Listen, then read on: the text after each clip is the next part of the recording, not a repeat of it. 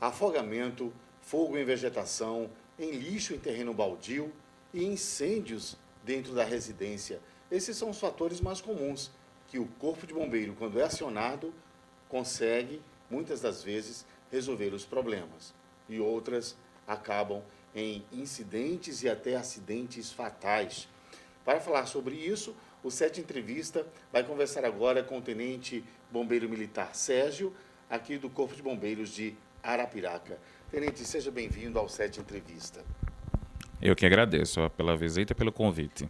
Com relação a essas situações, né, de afogamento, fogo em vegetação, fogo em lixo em terreno baldio e em residências, quais são as ocorrências mais frequentes que o Corpo de Bombeiros aqui em Arapiraca recebe em nossa região do Agreste? Bom, se tratando de incêndio, né, todas as que você elencou são corriqueiras. Hoje, o 7º agrupamento, com seus 3 postos, consegue atender 39 municípios. Né? Então, a gente tem hoje aqui cerca de 4 a 5 carros exclusivamente para o combate a incêndio, seja ele de vegetação ou residencial. E, ultimamente, né, com a chegada do verão, as saídas estão muito mais frequentes.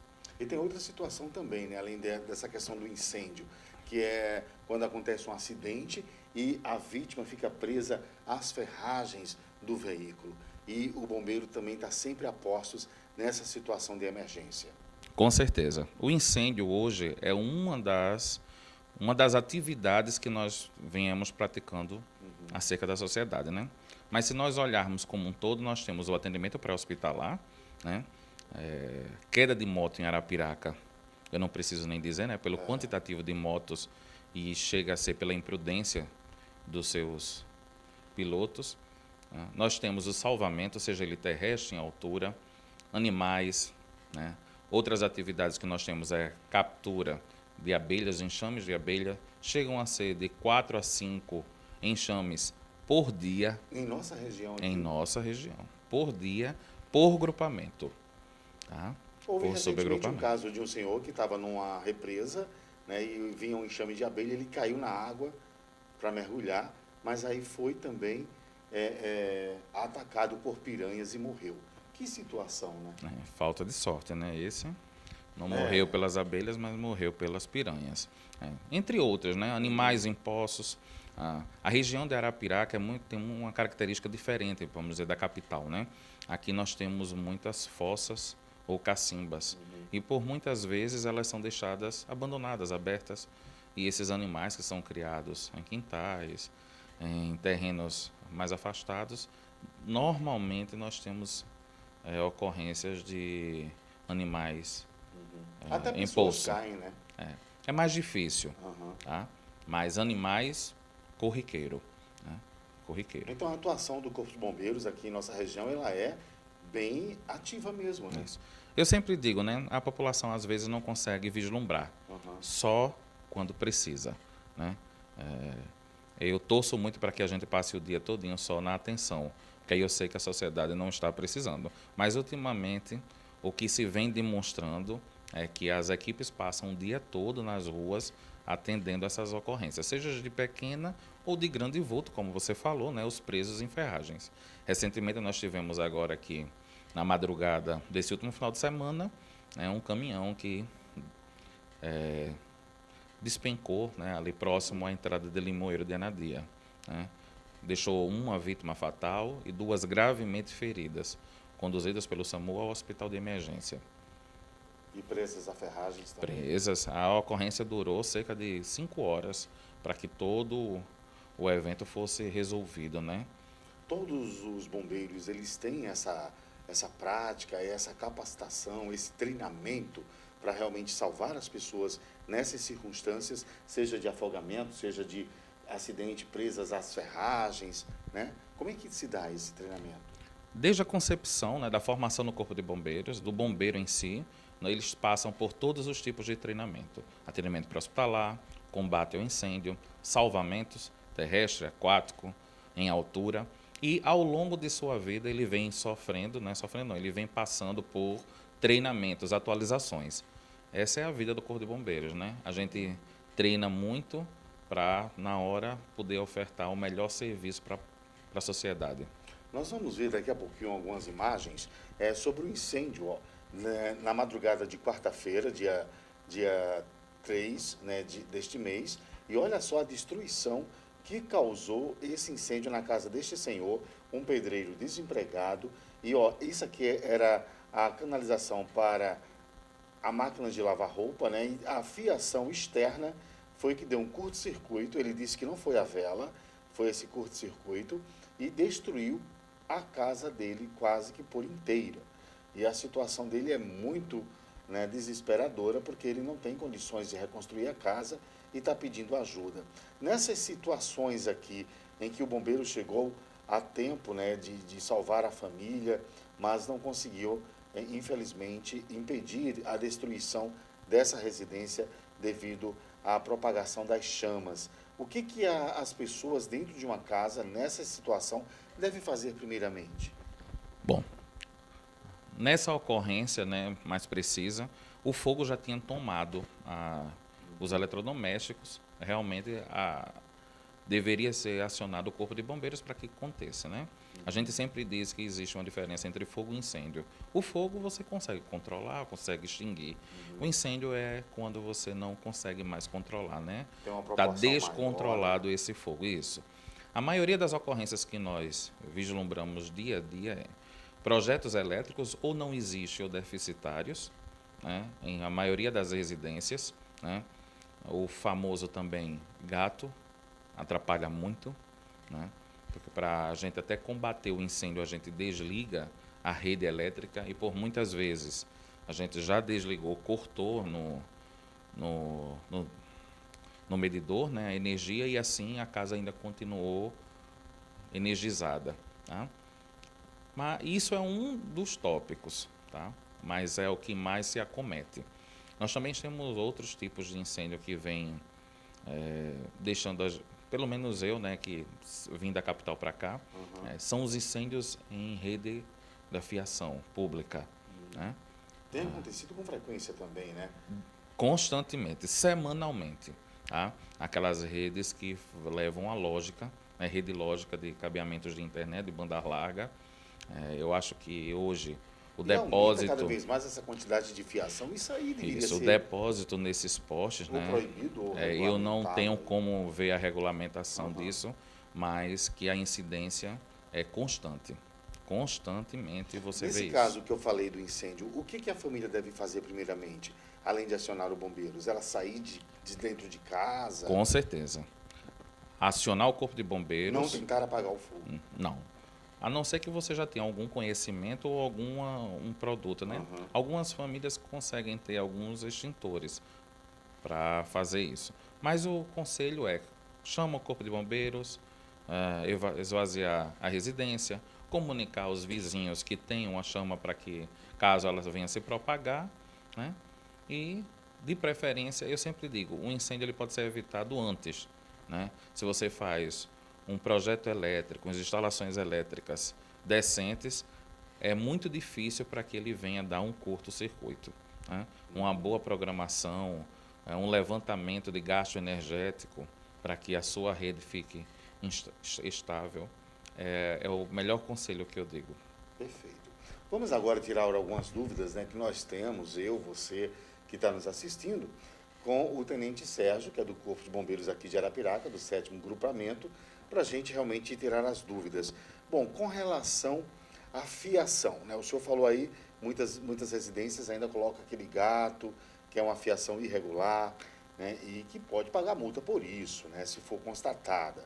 Essa fiação irregular, qual é o problema visto pelos olhos de um bombeiro militar ou pela própria corporação?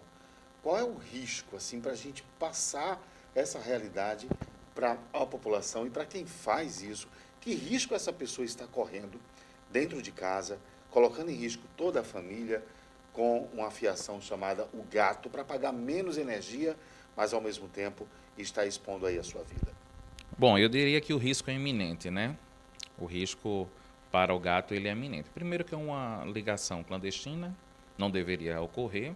O Corpo de Bombeiros ele não faz esse tipo de fiscalização, né? É de competência de outros órgãos. né? Mas normalmente sobra para a gente, né? Extinguir o fogo, isolar, conter, fazer o rescaldo, todo o trabalho, né? Quando acometido por um incêndio, tá? O risco para a família que coloca esse, vamos dizer, esse subterfúgio energético, né?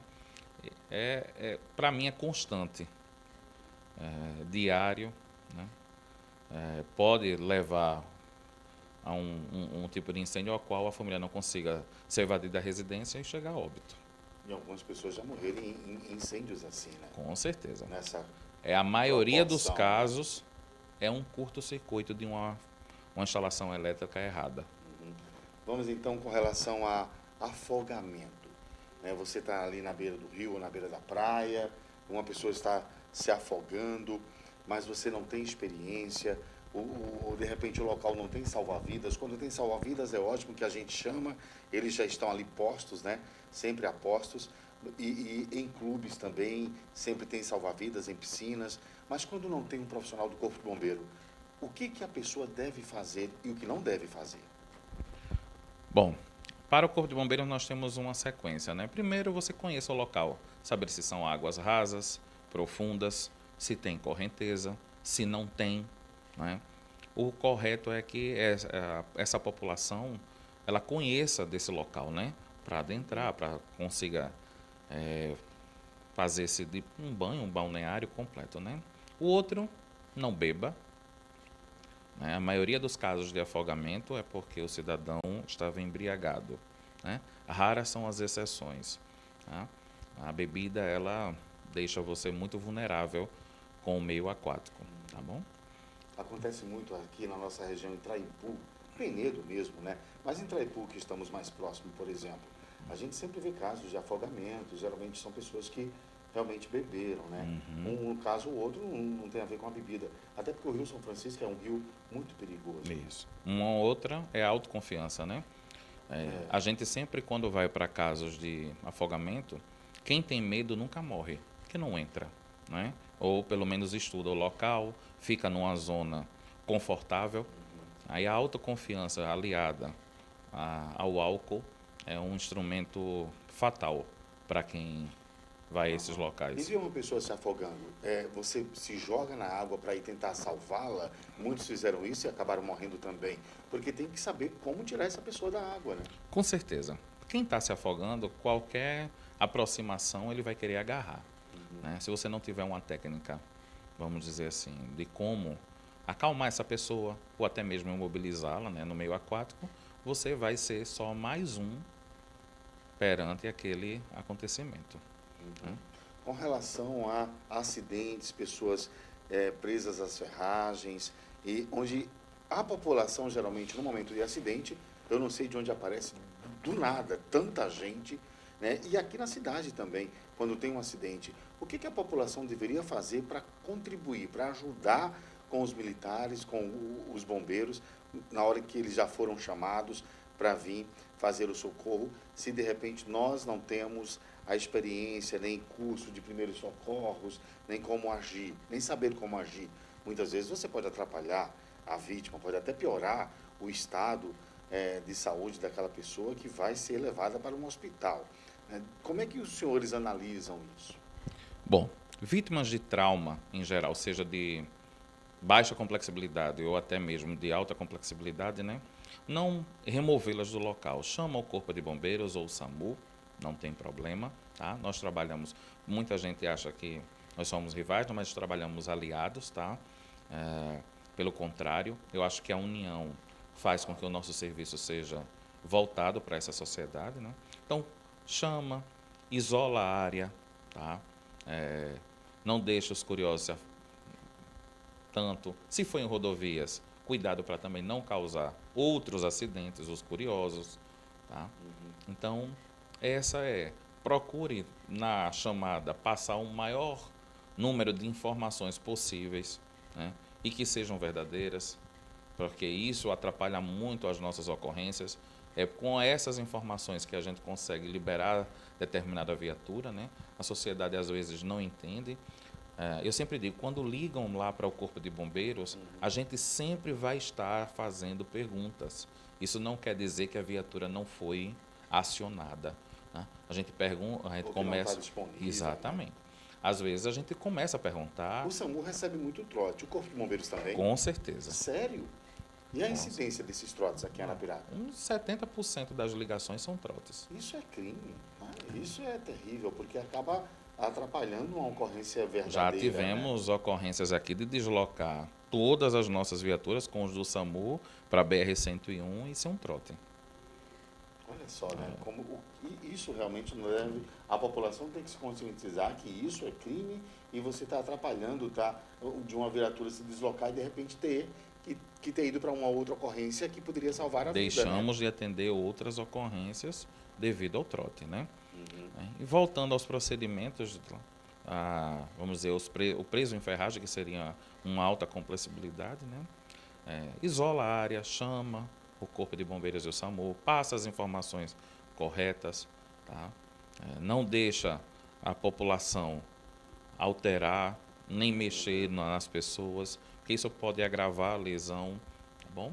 Ok. E uma coisa que eu posso garantir é que tanto o Corpo de Bombeiros e o SAMU vai sair o mais rápido possível para prestar esse atendimento. A demora de quanto tempo, mais ou menos, aqui em Arapiraca? O trânsito está cada vez mais complicado, Isso. mas consegue-se chegar? Conseguimos. Algum tempo atrás, que logo antes da pandemia, nós tivemos um princípio de incêndio em uma loja de fogos, de artifício aqui, né?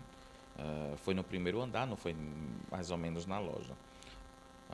Pelos nossos sistemas do acionamento, a chegada do local, acho que duraram 6 minutos. Então, do Novo Horizonte até mais ou menos o centro da cidade, foi mais ou menos isso, né? Então, é o delay, né? Que você liga, aciona o Corpo de Bombeiros e a distância que ele sai para até o local. Fogos de artifício também é um problemazinho, né? Pode ter sempre incidente aí, né? Se você não souber manipulá-lo, com certeza. Botijão de gás. Pegou fogo. Qual é o procedimento? O botijão de gás, ele tem uma característica, né? Se por acaso. Normalmente, são defeitos na válvula, na mangueira, tá? Mas vamos dizer que ele pegue fogo. Ele mesmo tem uma válvula que, a uma temperatura, ela derrete, para que não haja um superaquecimento e a explosão do mesmo. Então, ela derrete propositalmente para que o gás vaze, tá? Se você vê a chama é queimando o gás, tá bom? Se você tiver um pano e colocar em cima, fazer um abafamento, ele para o fogo, mas vai haver o vazamento de gás. Colocá-lo em área externa, né?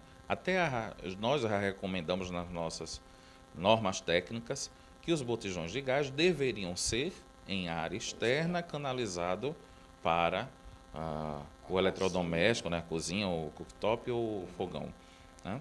Então, basta colocar na área externa, ele vai liberar todo o gás que está dentro, não tem problema nenhum. O problema é quando ele está dentro da residência e com chama, porque o que vai queimar é a chama. Aí pode queimar os outros eletrodomésticos, né? Móveis. Enquanto tiver gás, vai ter chama. Perfeito. Para a gente encerrar a nossa entrevista, quais as considerações finais que o senhor poderá falar aí para a nossa população? Eu tenho um pedido, né, à população, né? Que eles se tornem um pouco mais conscientes, né? Principalmente com os projetos elétricos. E nós estamos chegando numa época do ano onde os incêndios em vegetação vão se tornar mais intensos, né? Devido ao calor, né? A vegetação seca. Então, muitas pessoas aqui têm uma mania de limpar terrenos queimando, né? E a maioria desses incêndios é porque elas perdem esse controle. Então, eu peço à população, né, que vislumbre. Se todo mundo fizer isso, não vai ter viatura para atender todo mundo, né? Já chegamos ano retrasado aqui a ter as 5 viaturas em ocorrências e 8 chamados em espera, tá? Então, eu peço à população, não toque fogo onde você não consegue controlar, tá? Limpe o terreno próximo à sua residência, fazer aceiros. Tá? Isso contribui muito para o trabalho do Corpo de Bombeiros e evita tragédias, né, perante a sociedade. Muito obrigado pela sua entrevista, por ter vindo aqui aos estúdios de 7 segundos, dar esses esclarecimentos à nossa população. Eu que agradeço. O 7º grupamento está de portas abertas de segunda a sexta, das 7 às 17 horas. Tá? Sempre vai ter alguém lá para prestar informação e o que a gente não souber, a gente procura saber. Maravilha. Tá ok? O 7 Entrevista conversou com o Tenente Sérgio do 7º Grupamento Bombeiro Militar aqui em Arapiraca.